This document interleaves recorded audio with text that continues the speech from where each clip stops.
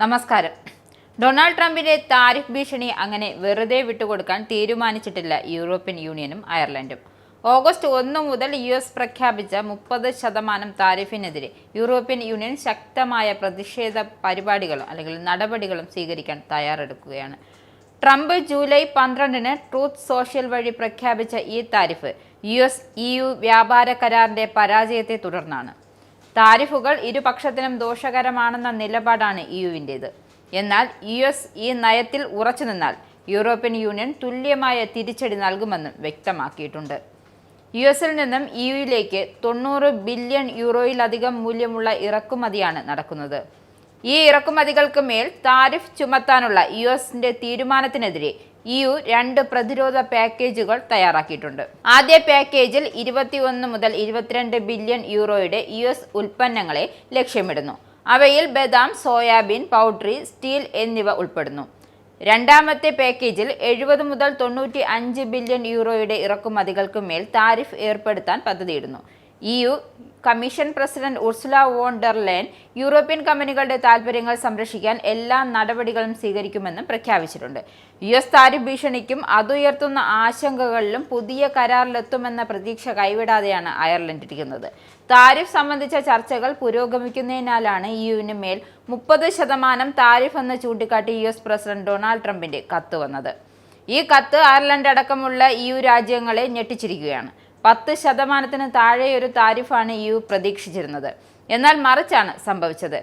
ഈ സംഭവ വികാസങ്ങൾ അയർലൻഡിലെ ഭരണ പ്രതിപക്ഷ നേതാക്കളെ ആശങ്കയിലാഴ്ത്തിയിരിക്കുകയാണ്. അതിനിടെയാണ് 30% താരിഫ് ഫാർമസ്യൂട്ടിക്കൽ വ്യവസായത്തിലുണ്ടാക്കുന്ന ആഘാതത്തെക്കുറിച്ച് വാഷിംഗ്ടണിലെ ഐറിഷ് എംബസി വിവിധ US ഫാർമസ്യൂട്ടിക്കൽ കമ്പനികളുടെ യോഗം വിളിച്ചിട്ടുണ്ട്. താരിഫ് 10% വന്നാൽ പോലും അയർലൻഡിനെ അത് വളരെ ദോഷകരമായി ബാധിക്കും.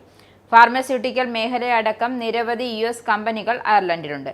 അവയൊക്കെ പിടിച്ചു നിൽക്കാൻ പാടുപെടുന്ന നിലയുണ്ടാകും. 10,000-കണക്കിന് തൊഴിലാളികളെ തൊഴിൽ രഹിതരാക്കുമെന്നുള്ള ആശങ്കകളും ഉയരുന്നുണ്ട്. മരുന്നുകളുടെ ക്ഷാമവും വിലക്കയറ്റത്തിനും സാധ്യതയുണ്ട്. അയർലൻഡിന്റെ സാമ്പത്തിക വ്യവസ്ഥയെ പ്രശ്നത്തിലാക്കുമെന്ന ആശങ്കയിലാണ് വിദേശകാര്യമന്ത്രി സൈമൺ ഹാരിസ് പങ്കുവയ്ക്കുന്നത്. 30% താരിഫുകളുടെ ആഘാതം അസാധാരണമായിരിക്കുമെന്നും അദ്ദേഹം പറയുന്നു.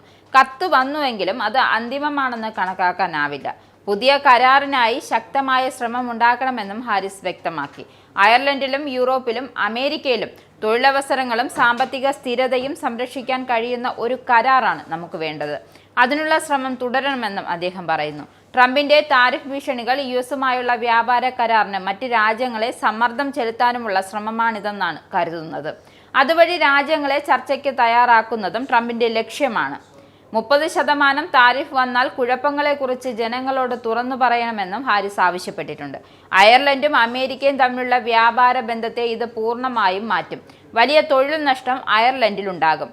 EUവിനും US-നും ഫാർമയിൽ ഒരുമിച്ച് പ്രവർത്തിക്കാൻ വലിയ സാധ്യതകളാണുള്ളത്. ഫാർമയെക്കുറിച്ച് തെറ്റായി സങ്കല്പിച്ചുകൊണ്ട് എന്തെങ്കിലും ചെയ്യാൻ US തീരുമാനിച്ചാൽ അത് അയർലൻഡിന് മാത്രമല്ല അറ്റ്ലാന്റിക് മേഖലയിലുടനീളമുള്ള രോഗികൾക്കും ആഗോള വിതരണ ശൃംഖലകൾക്കും ഗുരുതരമായ പ്രത്യാഘാതങ്ങൾ ഉണ്ടാക്കുമെന്ന് കരുതുന്നതായും ഹാരിസ് കൂട്ടിച്ചേർത്തു. അതിനാൽ ഒരുമിച്ച് നിന്ന് ഈ വെല്ലുവിളിയെ നേരിടണമെന്നാണ് അദ്ദേഹം പറയുന്നത്. US-ന്റെ 30% വ്യാപാര താരിഫ് ഐറിഷ് സമ്പദ് വ്യവസ്ഥയിൽ ഗുരുതരമായ പ്രത്യാഘാതങ്ങൾ ഉണ്ടാക്കുമെന്നും പബ്ലിക് എക്സ്പീച്ച് മന്ത്രി ജാക്ക് ചേംബേഴ്സ് വ്യക്തമാക്കി. ബഡ്ജറ്റ് ആസൂത്രണത്തിൽ പോലും അത് അപകടത്തിലാക്കുകയും ചെലവുകളെ വെട്ടിക്കുറയ്ക്കേണ്ടതായും ഐറിഷ് സമ്പദ് വ്യവസ്ഥയിലെ അടിസ്ഥാന സൗകര്യങ്ങളുടെ കുറവുകൾ പരിഹരിക്കേണ്ടതായും വരും. 30% താരിഫ് എന്ന ട്രംപിന്റെ ഭീഷണി ഗതാഗതം, ഊർജം, ഭവന അടിസ്ഥാന സൗകര്യങ്ങൾ എന്നിവയുടെ പുരോഗതിയൊക്കെയും ഇത് ബാധിക്കും. 10% കുറഞ്ഞ താരിഫ് നേടിയെടുക്കാൻ കഴിയുമോ എന്നത് വ്യക്തമല്ലെന്നും ചേംബേഴ്സ് വ്യക്തമാക്കി. ചർച്ച നടന്നു വരികയാണെന്നും പരസ്പരം പ്രയോജനപ്പെടുന്ന കരാർ ഉറപ്പാക്കാൻ യൂറോപ്യൻ കമ്മീഷനുമായി നിരന്തരം ബന്ധപ്പെടുന്നുണ്ടെന്നും മന്ത്രി കൂട്ടിച്ചേർത്തു.